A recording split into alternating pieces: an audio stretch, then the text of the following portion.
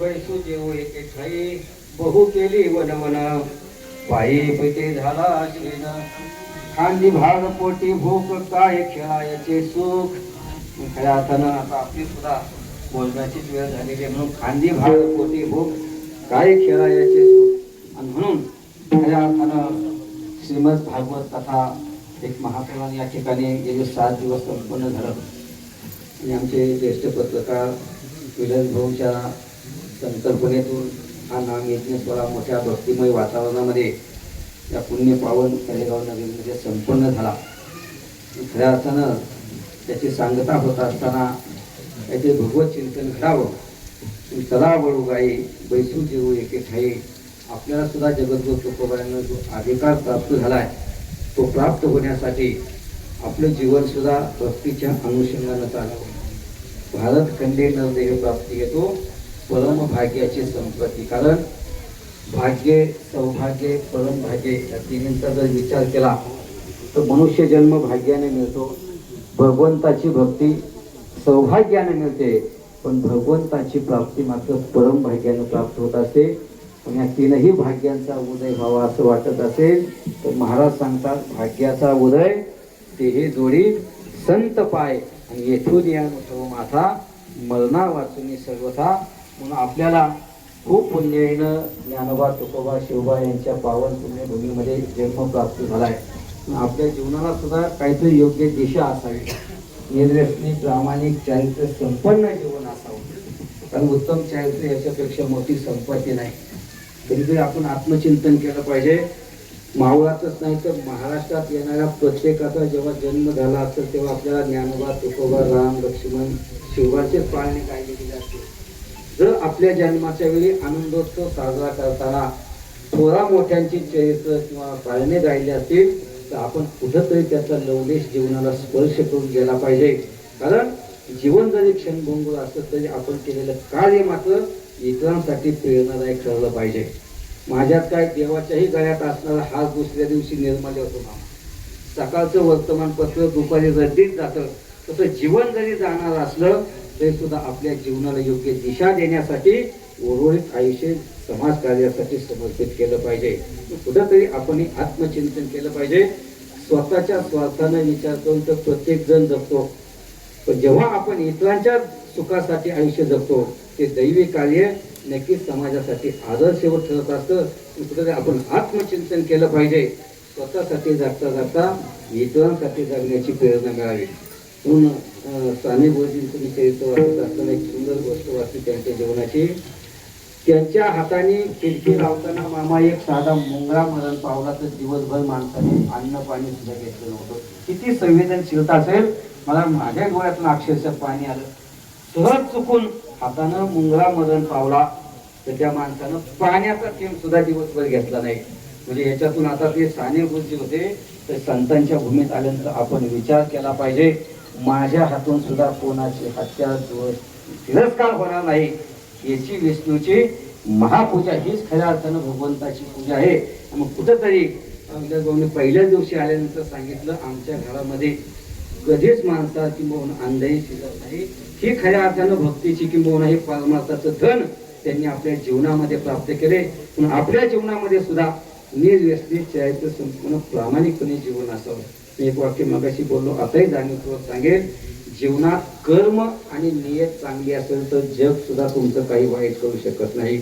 आणि तोच कर्माचा सिद्धांत अनादी कालापासून आजपर्यंत चालत आलाय. पहाते पांडव अखंड वनवासी परित्या देवाशी नीतिमत्तेनं वागले. इतकं दुःख दिलं पण शेवटी विजय त्यांचाच झाला. आणि अनीतीने वागलं कौरवानी किती जरी वैभवशाली जीवनात आयुष्य घालवलं असलं तरी शेवट भयानक झाला. कुठंतरी आपलं जीवन नीतिमत्तेनं साधू संतांच्या विचारानं आयुष्याची वाटचाल व्हावी याच प्रकारचा हा यज्ञ आपल्याला संदेश देण्याचं काम करतो. म्हणून विलास भाऊंच्या माध्यमातून का होईना तुम्हा आम्हाला देखील या यज्ञामध्ये सहभागी होता आलं आणि खऱ्या अर्थानं या यज्ञाचा प्रसाद प्राप्त झाल्यानंतर अधिकचे अधिक फलम या न्यायानं अधिक महिन्यामध्ये आपण कोणतंही जीवनातील चांगलं काम केलं तर त्याचं नक्की श्रेष्ठ फळ प्राप्त होत असते. त्यांच्या कुटुंबाला तर हे भागवत कथेचं फळ मिळालं, पण ज्यांनी ज्यांनी प्रत्यक्ष अप्रत्यक्षरित्या त्या ठिकाणी येऊन या यज्ञामध्ये सहभाग घेतला, काही भगवंताचं नामस्मरण कानावर पडले, त्यांच्या सुद्धा आयुष्याचं कल्याण झाल्याशिवाय राहणार नाही. कुठंतरी आपण सुद्धा आत्मचिंतन केलं पाहिजे. गेलेल्या आयुष्याचा पश्चाताप करण्यापेक्षा उर्वरित आयुष्य देव देश धर्म साधू संतांच्या सेवेमध्ये केलं तरच जीवन सुखी होईल.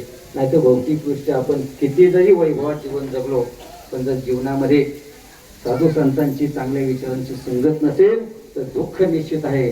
म्हणून दुःखाची निवृत्ती आणि सुखाची प्राप्ती करून देण्याचं काम जगत कल्याणासाठी संतांनी केलं. म्हणून आपलं उर्वरित तारुण्य हे देवदेव धर्मासाठी दिलं पाहिजे.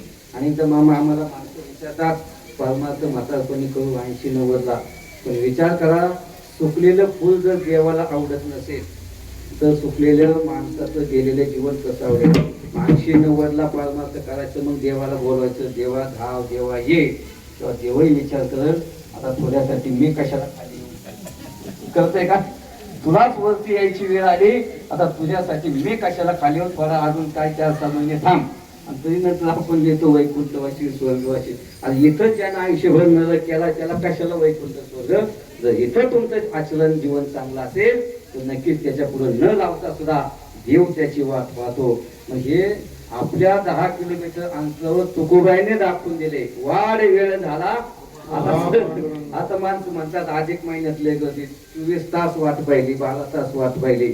आणि आपण देवाची वाट पाहतो तर तुकोबाईंचं किती जाज्वल्य जीवन असेल. देवानं तुकोबाईंची वाट पाहिली, वाढ वेळ झाला हा पांडुरंग. कधीतरी आपलं सुद्धा जीवनाचा देवाला आनंद व्हावा. मी नेहमी सांगतो शेवटचा दिवस म्हणजे आयुष्यभर केलेल्या कर्माचा हिशोब देवासमोर मांडण्याचा दिवस. आता ते बॅलन्स शीट कसं मांडायचं, प्रॉफिट अँड लॉस अकाउंट जे काय असेल ते एकाच वाक्यात केलं जातं. आयुष्यात नफा झाला की तोटा. आता आपण मोठमोठाले व्यवहार पाहतो, मोठमोठाले सत्यात पाहतो.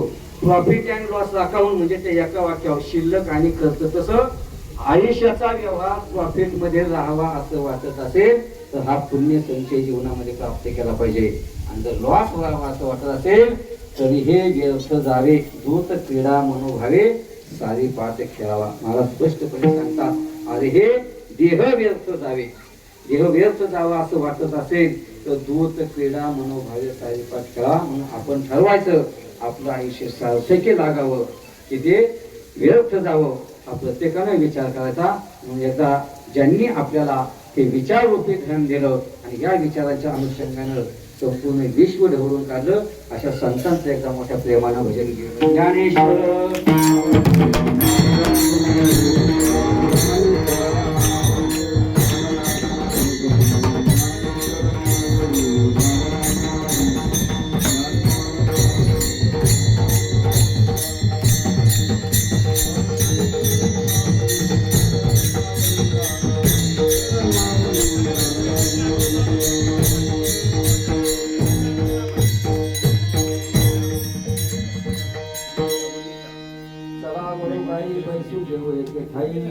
बहु केली वनवना बाई पिटी झाला शील. म्हणून हा स्तुत्य उपक्रम संपन्न होत असताना जगद्गुरु तुकोबा यांच्या अभंगाची अर्थपूजा मांडत असताना वेगवेगळ्या विषयांना स्पर्श करून बोलत असताना खऱ्या अर्थानं जीवन सार्थकी लागायचं असेल तर योग्य वेळेत चांगले संस्कार चांगले विचार कानावर पडले पाहिजे. आणि हाच संकल्प अनेक वर्षांपासून धरून खऱ्या अर्थानं योग्य वयात जर योग्य विचार झाले तर त्याच्याकडून नक्कीच चांगलं कर्म आयुष्यामध्ये घडत असतं. जे जे काही प्रेरणादायी महापुरुष महात्मे अवतरित झाले त्यांच्यावर लहानपणापासून चांगले संस्कार झाले आणि त्याच संस्काराचं बीज म्हणून त्यांचा महान असा वटवृक्ष निर्माण झाला. शुद्ध बीजापोटी पडे बीज म्हणजे शुद्ध विचार जरी असलं तरी कर्माचं रसार्थ आपल्याला प्राप्त होत असतं. आणि हाच उद्देश निर्देश समोर ठेवून मामा असतील पवन मामा असतील या सर्वांच्या माध्यमातून आम्ही 8-10 वर्षे बशी महाराजांच्या नेतृत्वाखाली बालवालकर संस्कार शिबिर घेतो. मी काही दिवशी बोललो की लहान मूल म्हणजे मातीचा गोळा असतो. एखाद्या कुंभाराने एखाद्या गोळ्यापासून वेगवेगळ्या वस्तू केल्या तर त्याचं वेगवेगळं कार्य निर्माण होतं. एका गोळ्याचा माठ केला, एकाची पंती केली आणि एकाचा दिवा केला, समजा अनेक वस्तू बनतात. ज्या मातीच्या गोळ्यावर माठाचे संस्कार झाले ते थंडगार पाणी देऊन जगाची तहान पुण्याचं काम करतो, बरोबर. ज्या मातीच्या गोळ्यावर पंतीचा संस्कार झाला ते घरामध्ये मंदिरामध्ये लावीत तिथं प्रकाश देण्याचं काम करते. पण चुकून एखाद्याच्या संस्काराच्या गोळ्यावर चिमणीचा संस्कार झाला तर ते एखाद्याचं घर उद्ध्वस्तही करते. माती सारखीच असते पण ज्यावर संस्कार जसे होतात त्याच्यावर त्याचं कार्य अवलंबून असतं. तुम्ही आम्ही जन्माला येताना जरी माणूस म्हणून जन्माला आलो, आपल्यावर ज्या प्रकारचे संगत संस्कार विचार मिळतात त्याच्यावर आपल्या जीवनाचं यश अपयश अवलंबून असतं. आणि म्हणून छोटेखानी आम्ही तो प्रयत्न तो संकल्प करून त्या लहान लहान मुलांवर संस्कार देण्याचं तुम्हाला सर्व ज्येष्ठ श्रेष्ठ मंडळीच्या आशीर्वाद मार्गदर्शनानं कार्य करत असतो. आणि खऱ्यातून त्याच कार्याचा एक भाग म्हणून मंडळाच्या माध्यमातून बशी महाराजांनी सांगितलं की बाबूसाहेबचं निवेदन माझेच पुणे विद्यापीठातील ज्यांनी जगद्गुरु तुकोबांच्या गाठावर PhD केली, तुकाराम महाराज घाडगे. आम्ही विद्यापीठातले 2007 चे